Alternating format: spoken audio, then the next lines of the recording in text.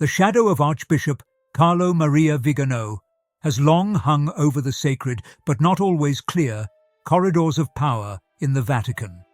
He is both respected and controversial. He is known for his virulent accusations against the Church's highest officials. He questions the truth of leadership and doctrine.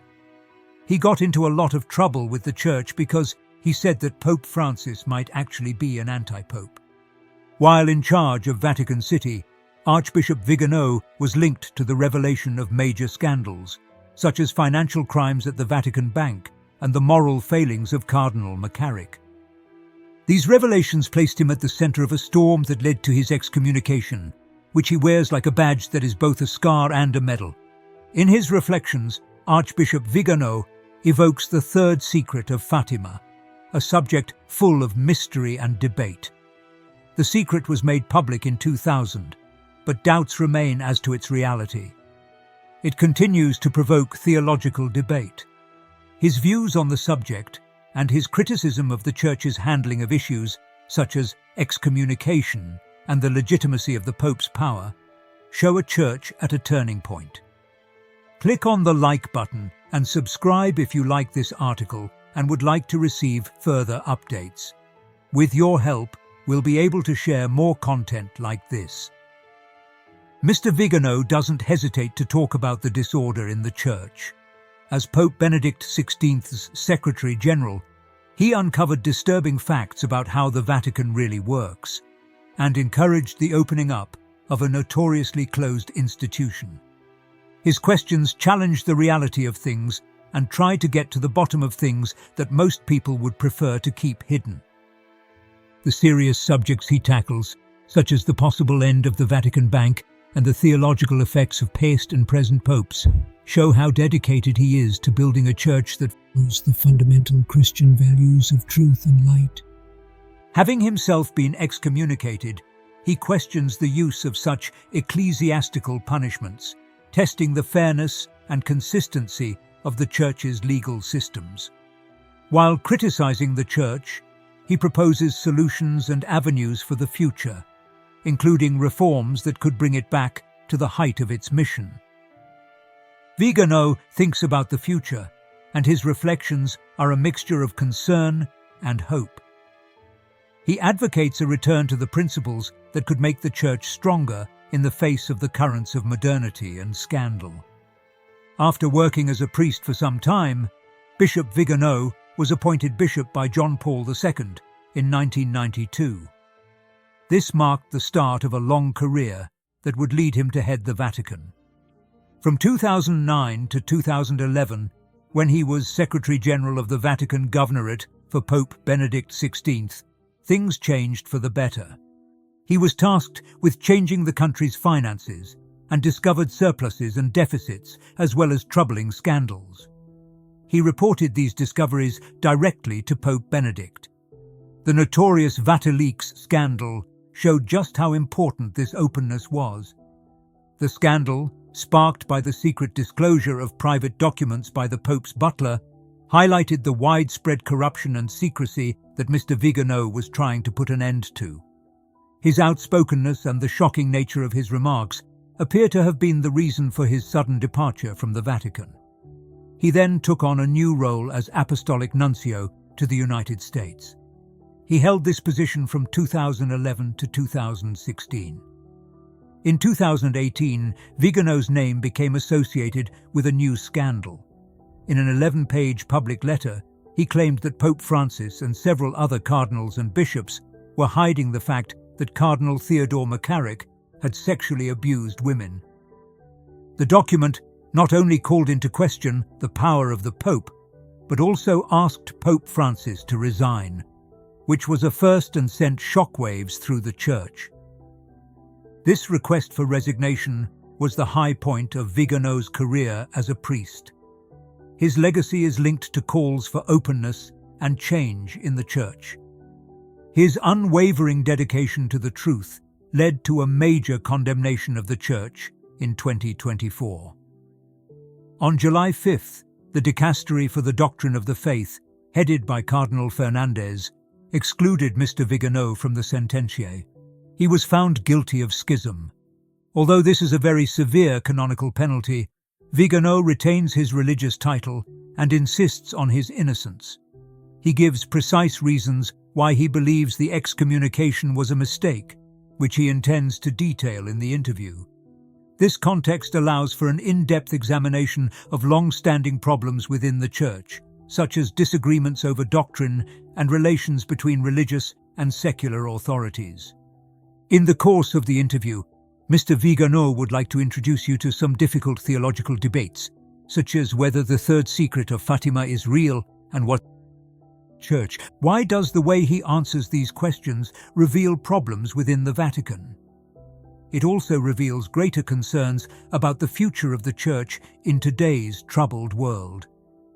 Archbishop Vigano sheds further light on the workings of the Institute for the Works of Religion, IOR, also known as the Vatican Bank. He does so by closely studying Vatican affairs.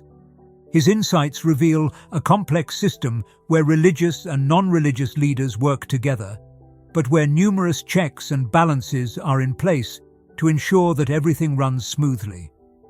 Although he played an important role, he didn't do much with the IOR, which shows that the Vatican city government is divided into many areas. He had many different functions, but one of the most important was to deal with private information concerning the internal affairs of the Church, particularly information about the clergy and high-ranking cardinals. In this context, he had to compile detailed files, which led him to make very difficult moral and ethical decisions. That's how important and sensitive his missions were.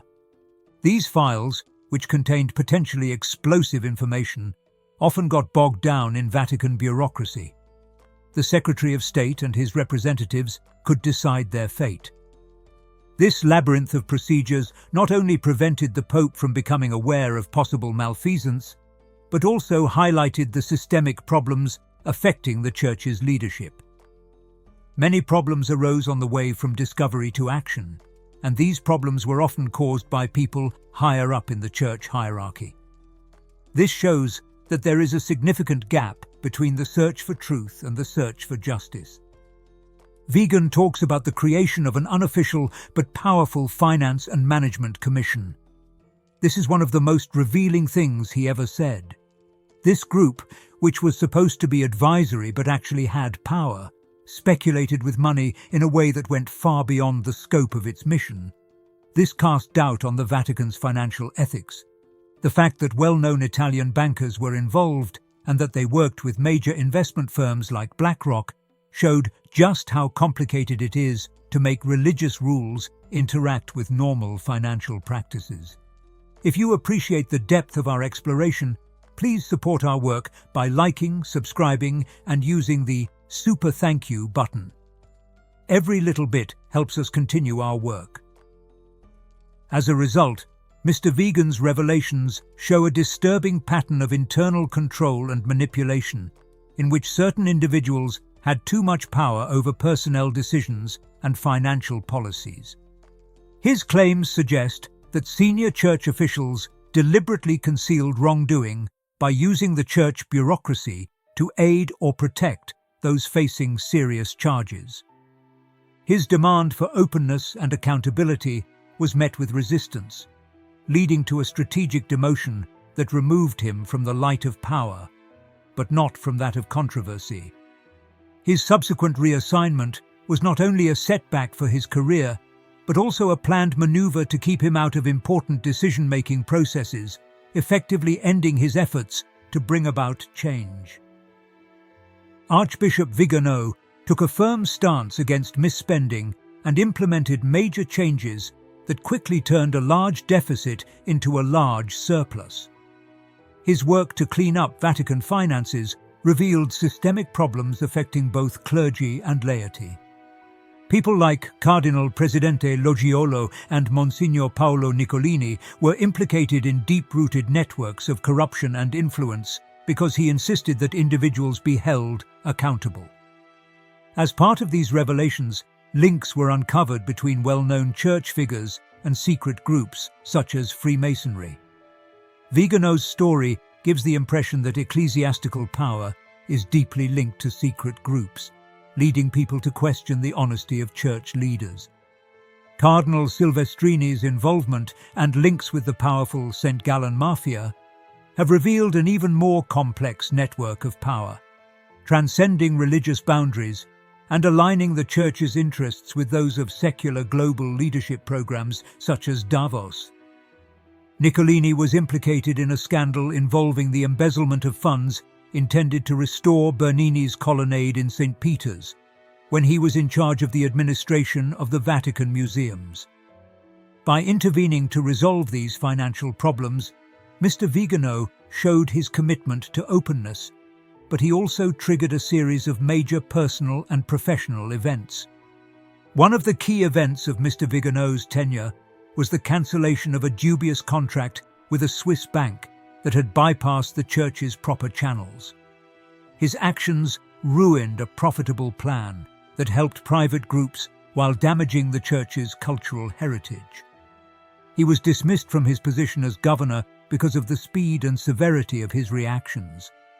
This event demonstrated the Vatican's unwillingness to change and the difficulty of tackling long-standing corruption. To make matters worse, Mr. Vigano revealed another case of mismanagement at the Vatican museums. Sales outlets were set up which allegedly enriched Mr. Niccolini in secret. At the height of these problems, Niccolini and Marco Simeon waged a campaign of lies against him. He described Simeon as a powerful and influential member of the secular and religious elite.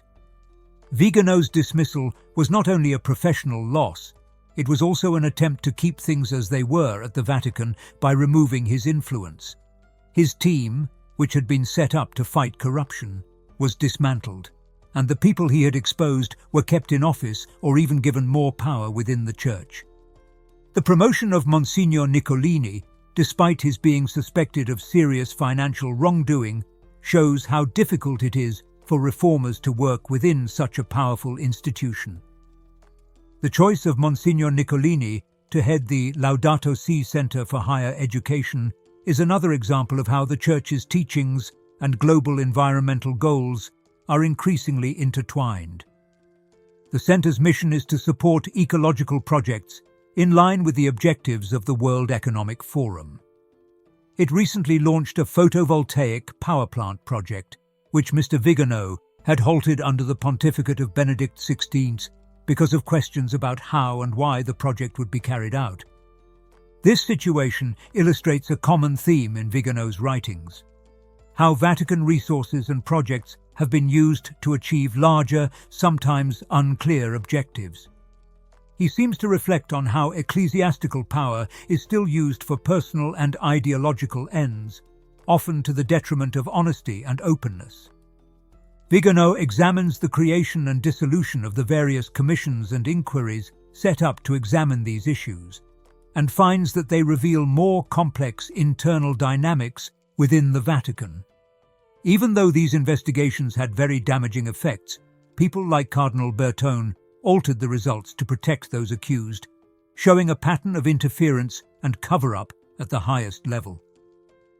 Vigano was constantly blocked when Pope Benedict XVI tried to place him in positions where he could bring about real change for the better. When Vigano was sent to Washington, D.C. as Apostolic Nuncio, this was done purposely to keep him away from the economics and politics at the heart of the Vatican. This made it more difficult for him to expose or address the systemic corruption he had been fighting against. Mr. Vigan's stay in the United States did not change his determination or the effect he had. His shocking assertions about Cardinal McCarrick's misdeeds changed the course of American Catholic history and revealed serious problems in the Church that were felt around the world. He continued to stand up for the truth by sounding the alarm, even if it jeopardized his personal and professional safety. Another interesting part of this story is that of Paolo Gabrielli, the Pope's butler, who leaked private letters to the press. Gabrielli's actions were supposed to help Pope Benedict by showing how corrupt and involved people are in the Vatican. Instead, he brought about his own downfall and made the story even more complicated. The way Vatican officials handled the situation afterwards shows how difficult it is for the Church to strike a balance between authority and responsibility. When Vigano reflects deeply on the relationship between power and silence in the Church, he deplores the inaction and apparent acquiescence of those who know about the corruption but choose to remain silent. He is furious that Pope Francis has taken no action despite a long list of problems. It shows that there is a profound lack of moral guidance and leadership. Archbishop Vigano's speech about his supposed excommunication shows how contentious and complicated the Vatican's legal system is. He received a simple email on June 11, 2024, surprisingly casual given the situation, informing him that he was accused of schism because he had spoken out in public against Pope Francis and the Second Vatican Council. He felt that the exceptionally strict rules for his defense testified to an unjust system that was more about punishing than following the rules. According to Vigano, ecclesiastical law provides exceptions for people who genuinely believe that the current pope is not legitimate and who are prepared to be corrected if proven wrong. This complex position shows that he doesn't think excommunication is valid, especially as he questions the authority of Pope Francis because he believes he is seriously departing from traditional Catholic teachings and practices. Vigano gives numerous examples of what he believes to be heretical acts by Pope Francis, such as calling Jorge Maria Bergoglio an anti-pope and saying that his government goes against the Catholic faith. This bold statement adds to his other defenses by saying that any decree, even his excommunication, is automatically invalid if made by a false pope. He sums up the complexity of the situation by speaking of a canonical short circuit, which calls into question the accuser's right to impose sanctions. Vigano talks about Pope Paul IV's bull, which says that if a priest, including the Pope, follows heresy, this removes his authority and any ecclesiastical office he might have. Speaking of the more important issues his case raises, Vigano names the most dangerous men in the Vatican and says they are responsible for the Church's continuing moral and doctrinal problems. He doesn't like Cardinal Fernandez because he has written things he considers wrong, but he is a very important figure in Catholic doctrine. This shows that he doesn't trust the current leaders of the Vatican. As we move on to the important parts of our conversation, thank you for liking and subscribing, and if you feel enlightened by what you've learned so far, please consider giving us a super thank you. Your participation is essential for us to learn more about these powerful stories. Finally, Archbishop Vigano talks about the idea of banning the traditional Latin Mass. He defends the Tridentine Mass as an important part of Catholic history and spiritual life. He tells clergy and laity to fight against the changes the hierarchy wants to make that could harm this ancient way of celebrating the liturgy. He urges the faithful to work together to maintain the traditional Mass. This is part of a wider call to remain faithful to the Church's ancient traditions, even as it makes changes to adapt to modern times. This latest testament not only calls into question the legality of his excommunication, but also serves as a rallying cry for church members who feel excluded by the way things are today. Vigano's story makes us think deeply about power, faith, and the ongoing battle for the soul of one of the world's oldest religious institutions.